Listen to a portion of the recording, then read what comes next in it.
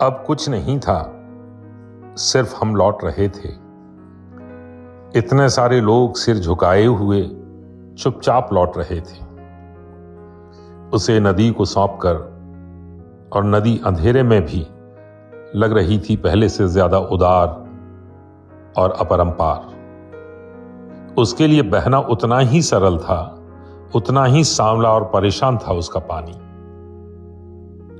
और अब हम लौट रहे थे, क्योंकि अब हम खाली थे। सबसे अधिक खाली थे हमारे कंधे, क्योंकि अब हमने नदी का कर्ज उतार दिया था।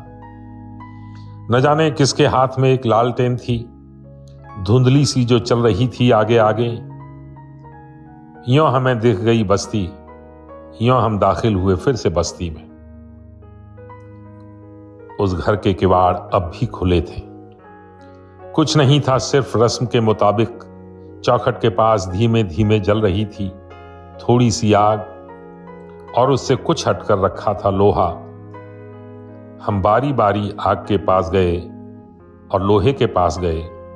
हमने बारी बारी झुककर दोनों को छुआ।